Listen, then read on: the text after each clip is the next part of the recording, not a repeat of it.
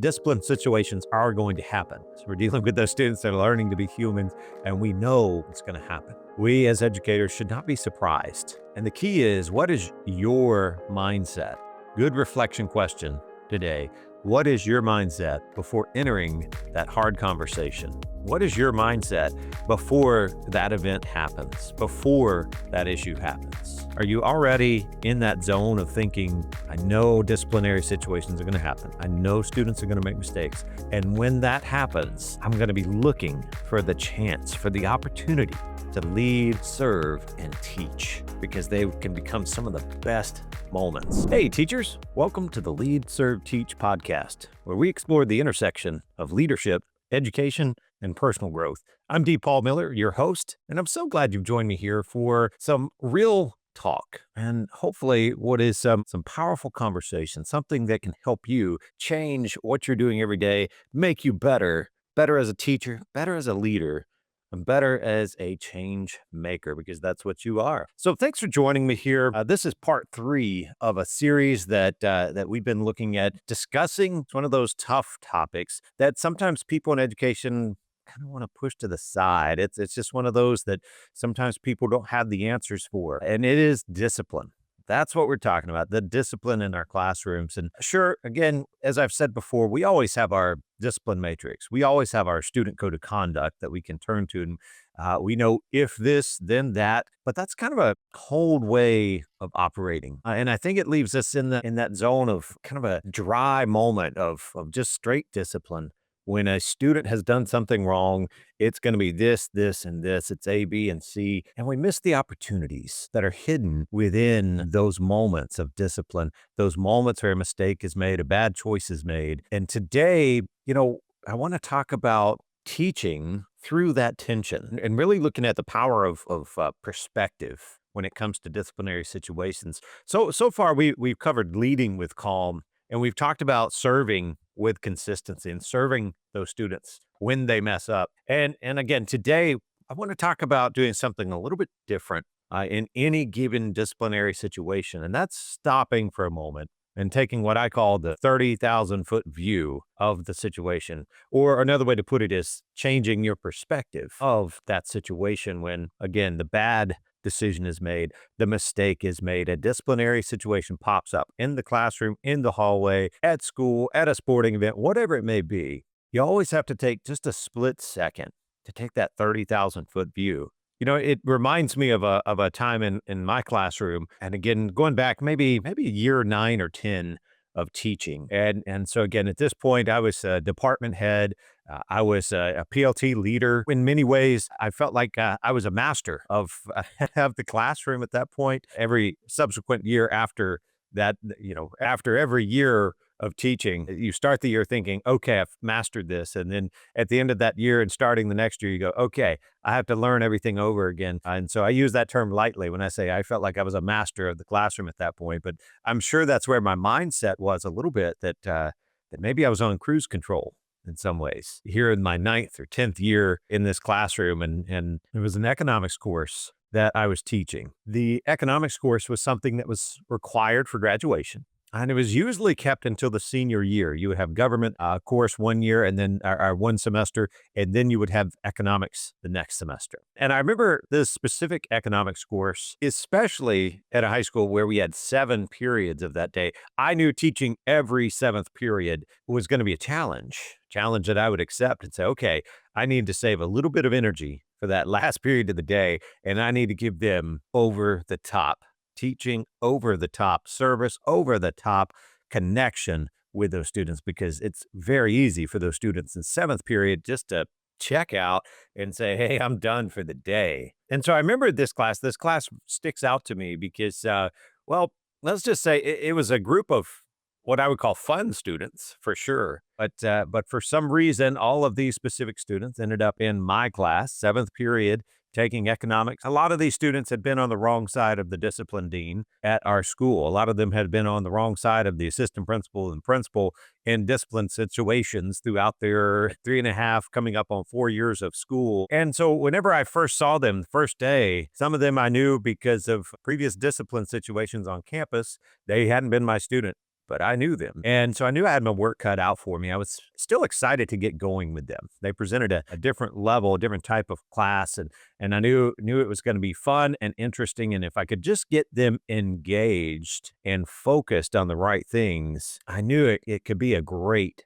class. It could be one that they could end their high school career with and taking something forward that would really help them. I taught some things that they could take and use in their everyday life, whether they were planning to go to college or whether they were starting a business or whether they were just going to learn a trade, whatever it may have been. Economics was, in my viewpoint, a very useful course for them. And so I knew I could win. I knew I could get them engaged with the content. There was one student in that class, and I knew this student because I had seen him in other teachers' courses, specifically in other teachers' AP courses. And I noticed he was in this group, regular economics course, and looking around, it was kind of like, huh.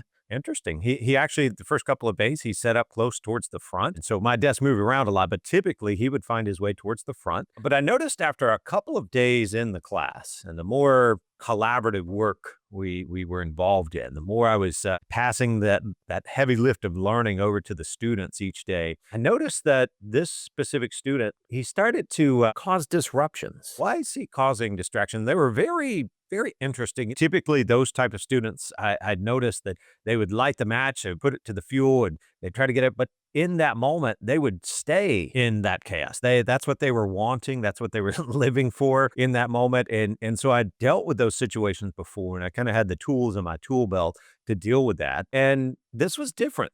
This AP level student sitting in this very unique group of students and a diverse group. And I noticed that he would light the match, and it was an off color comment. It was a joke. He would cause the disruption. He would cause the chaos, and then he would sink into the background. He would really kind of disappear almost. And I'd realize as I'm getting students redirected back to the task at hand, back to the learning, I realized that he was off on his own somewhere at that point. He was focused on the task. He was doing it by himself typically, and he was moving forward. He was doing what it took to make sure that he was going to get a good grade and also not be seen getting that good grade. So at first I started reaching into my normal tool belt, talking to the student one-on-one, separating them from the group, having some discussions in the hallway, ended up calling mom, just the normal, okay, we got a discipline issue, and I'm using the normal techniques that I would normally use to try to get a student back on track. And I noticed it just didn't seem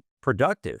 The student wasn't changing his methods every day. It was very tough for me as a teacher in dealing with this because it's a unique situation. Something different was happening. I decided to go and talk to the other teachers that he had throughout the day. Majority of them were AP level courses, honors level courses, college-based courses even.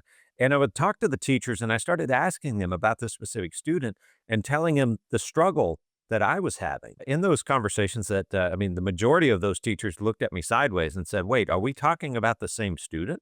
Because I found out in their classes, this student he was always on track. He was always engaged. He was always on task. And he was a quote unquote great student. Some important things that I started to realize about this situation, really stepping back and looking at it now, it's kind of one of those moments where, okay, I can step back and realize some of the good things I did and some of the mistakes I made. And one of the mistakes I made was actually applying this situation to my own self-worth and say, oh, what am I doing wrong? I'm doing something wrong here. I'm not connecting with the student enough. I'm not doing this right. And if I'd had kept traveling down that road, it would have been very detrimental to me as a teacher and more importantly, to that class. It could have been a class I gave up on. It could have been a group of students that I said, you know what, this class just off the chain, and I'm going to set up a different lesson plan for them every day, and it's not going to be something that's engaging. It's not going to be something that is the best for them. There's a lot of different ways this could have gone very wrong. And it was in this moment that I kind of had to step back and say, you know what, my normal methods aren't working here. And this is the first tool I want to give you to put in your tool belt, because I know most teachers already have this is how I deal with discipline tools in their tool belt. One of the things I want to talk about today and share with you is that when you run into the situation where your normal tools aren't working, it's time to step back, and it's not a time to get mad. It's not a time to get sad. It's not a time to point inwards and say, where am I failing this situation? No, it's actually that moment when your normal disciplinary methods aren't working. It's that time to step back and get a different perspective on the situation. It's time to step back and again take that 30,000-foot view, as I call it. So as I started to take this step back and say, okay, what is this 30,000-foot view? What's going on with this student? Why is this student acting this way in his other courses, but in this classroom, he's acting this way? A lot of times, the best learning always starts with a good question. A high-level question will elicit a high-level response most of the time from students. So we have to be careful of the type of questions we ask in the academic environment. We have to be careful with the type of questions that we ask ourselves when we're looking at a situation, especially a disciplinary situation. What are we doing on the inside? And again, one important thing is to make sure that we're stopping in that moment when the normal stuff's not working. Take that 30,000-foot view, get a wider perspective. It's also really important, again, as I said, to separate your self-worth from the disciplinary situation that is happening. Again, I just explained a moment ago how I can take you down a path that really will hurt you as the educator, hurt your students, and it's just not where we need to be. When a disciplinary incident happens, we as educators must separate our self-worth from what is happening in order to get to that path forward, both for ourselves, our students, and specifically the student that may be in that disciplinary situation.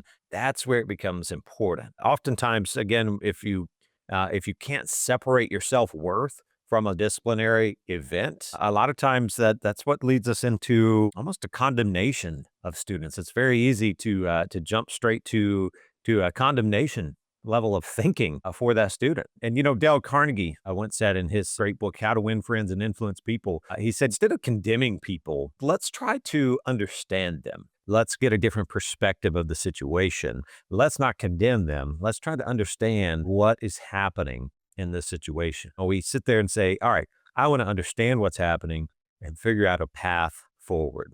And so that's what happened with this student. I started looking at the situation, looking at every day going, what is he doing? He's sinking into the background. He doesn't want to be seen. He wants to distract everyone else, but it's not about just distracting and him thinking it's funny or him thinking that this is great and he gets to cause chaos and have fun the rest of the class with his buddies. And it wasn't about that. It was about, I need to cause a distraction so that I'm not seen. Started to get me to thinking about what's going on in the student's brain. Why does he want to hide? What was going on there? I had to really zoom out, if you will, and take a look at the whole situation, start getting all the information. And, it led to some interesting conversations with both the student and the guidance counselor. I remember going to the guidance counselor, the senior guidance counselor, and saying, hey, I'm having this issue in this class. And typically I don't have these types of issues. And it's very interesting. And I told him all the information that I had gathered, if you will, from both my classroom observations, as well as all the other teachers' information, speaking with the parent, etc. Myself and the guidance counselor, we worked together and said, let's ask him to come down and speak with the counselor. Let's get some conversations going with this high-level student. And sure enough, long story short, we did find out that the student felt very out of place. It felt like he was the sore thumb in this classroom that was sticking out, because here he was, the AP level student. And as soon as we would get past the initial parts of class, the life lesson, the fun parts, the connection moments, and we would start going into that academic side of the lesson, he would sit there and say, all right, light the match, powder keg, get everybody distracted so that I can just work on my work by myself. I'm not seen. I can make sure I have a good grade, but I don't want to be seen. I don't want them to know, this was the realization, I don't want them to know I'm really sharp and really smart and I'm a high-flying student, and I'll feel so out of place if the word gets out, quote unquote, in this class. He felt like he would have been made fun of. He might have been picked on, or maybe just the students wouldn't have liked him, whatever it was. He felt a lot of different ways that he was going to be singled out, that he was going to be the focus of the attention in a negative way. And so the best way that he knew to deal with that, light the match, put it to the fuel, distract. And in that moment, of course, it caused a lot of conversation between the guidance counselor and the student. And in reality, what ended up happening was that we decided that the student could actually finish up his economics course online. in the library, seventh period, he could go to to the library, work with the librarian, and finish this course online. And that's exactly what he did. So we actually took him out of that situation. But the best part that came out of this was that it spurred further conversations between myself and the guidance counselor again and the student, talking about how to deal with those situations in a positive way and not cause distractions for everyone else. So we were able to speak into both that student and really teach through the tension that was happening in that moment. We were able to teach through together to the student who, AP level student, and I'm happy to say he's very successful now. He's a student that I've kept up with over the years, and it's amazing. He's stepped into leadership roles now in the industry that he's in, and it's really amazing to see and think about going back to that moment where, well, you know what, he was making some bad decisions, and it could have led to some really tough disciplinary actions and things for him if we'd have kept going down the normal track had I not stopped as a teacher in that classroom and taken a different perspective. I would have lost the opportunity to teach through that tension. I would have lost the opportunity to teach something that is so important for that student to have learned, and now seeing later in life the impact that it had on his life. And really, you could even go back into that classroom where there's 25 other students that after removing that student, and again, it was easy to say, yeah, let's move this student over, but it wasn't easy on the inside, because in reality, over 9 or 10 years of teaching that point, I had never had a student really removed from my classroom. I kind of considered that a failure in many ways. But again, I had to step back and look at it from a different perspective and say, no, we need to get this student out of the classroom and into a zone where he can be successful with the course. And then we need to follow up with that student and make sure that we're, well, changing his perspective on who he is as a student, who he is as a leader, and how he deals with people in a social situation.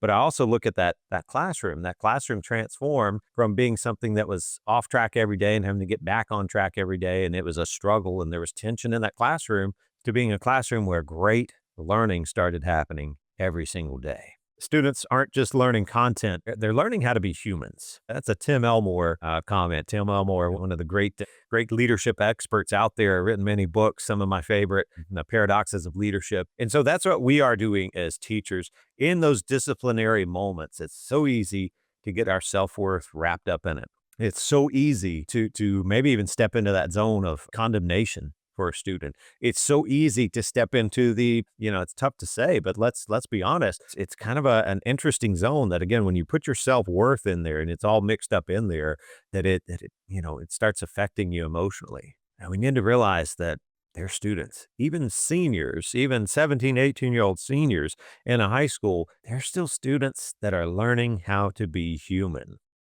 And at that moment, keeping that little nugget in your brain in any given disciplinary situation can really help you keep focused on the idea and this thought that every disciplinary situation, every disciplinary issue, it's a chance to lead, serve, and teach. There's a teachable opportunity that happens. And I don't want you to miss it as educators. I don't want you to miss it out there. Some of the best teaching, when I look back over 20 plus years of teaching, some of the best teaching was actually a byproduct, actually the outcome of a disciplinary situation. Some of those moments that stand out most in my mind are those times where students had made some bad choices, where students had made mistakes. And instead of just jumping to condemnation, instead of jumping to what's wrong with me, what my self-worth as a teacher, instead of doing all that, I decided to ask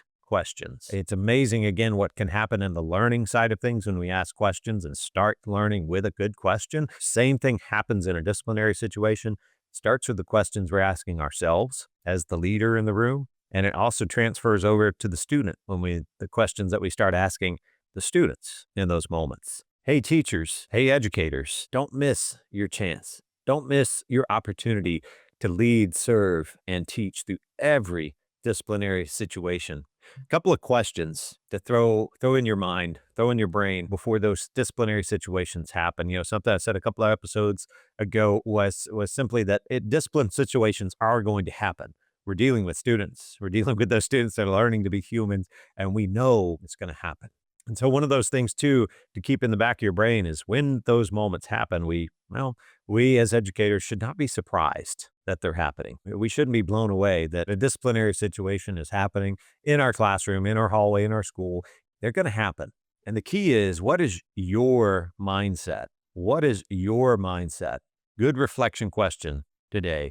What is your mindset before entering that hard conversation? What is your mindset before that event happens, before that issue happens? Are you already in that zone of thinking, I know disciplinary situations are going to happen. I know students are going to make mistakes. And when that happens, I'm going to be looking for the chance, for the opportunity to lead, serve, and teach, because they can become some of the best moments. One other question I want to ask you as an educator is how can you build grace into your discipline strategies? I know that's a hard one. And sometimes we tend to, again, sit back and say, well, student code of conduct says this, disciplinary matrix says this. And we just kind of want to jump to that conclusion, to those tough moments. I think if we start working on our mindset with how we're going to approach those hard conversations and approach those hard situations, and then also start thinking about building the grace within your discipline strategy. Going back to the last episode, I mentioned that in reality, discipline is really about providing a path forward for the students. And when you can lead with grace in those moments, now I'm not saying students shouldn't have punishments or students shouldn't have consequences for their choices, but when that is paired up with a certain level of grace, it really changes the student's viewpoint of the disciplinarian. It changes their viewpoint of those educators, and it helps the students see that, my teacher's in this to lead me to the best outcome. My teacher's in this moment where, as the student, I've made a mistake. My teacher's actually serving me through this moment, and they're teaching me something that's going to be vital for me in the future. It's in those moments where a little bit of grace is extended to those students that have made the mistakes that changes their life. I just want you to take a moment, revisit your last tough discipline issue that happened in your classroom or at your school, and think for a moment, how would it change if you replaced maybe some of the judgments that were happening, either judgments of yourself or judgment on the student? How would it change if you replaced judgment with curiosity? Let that sink in for a moment. I don't think a lot of individuals, when a discipline moment happens, when a mistake happens, a bad decision's made, I don't think curiosity is one of those things that really comes up in our brain, right? It's not it's not a quick jump to curiosity. But again, if it's true that some of the best learning happens when we ask some of those great high-level questions, I can't help but think there's some connection to discipline and some connection to when these tough moments happen. If we approach it with a certain level of curiosity, that it keeps us from going into judgment of ourselves and our own self-worth. It keeps us from jumping to judgment of the students and just condemnation and making it a cold, dry process. When we stay in that zone of asking questions and trying to gather information, it keeps us in that zone of, that zone of figuring out what's going on, making sure that we have all of the information. It keeps us in that zone of saying, let's get a different perspective if we need it. Let's look at the whole situation. It keeps us in that zone of saying, okay, how can I lead, serve, and teach through this tough moment? It really takes every disciplinary issue from being a necessary inconvenience to being something that is so valuable, something that's just an opportunity that's presented to us. And for most of us, we have discipline issues every single day. What if we step back and said, wow, we are being presented with great opportunities, with valuable opportunities for both us as educators and our students every time these disciplinary situations happen. So I'm going to challenge you. Make sure this week, as you're working with your students, make sure that that you're not jumping to conclusions. Make sure you're taking a moment to take in all the information, take in that 30,000-foot viewpoint in these moments. The discipline situations happen because they will.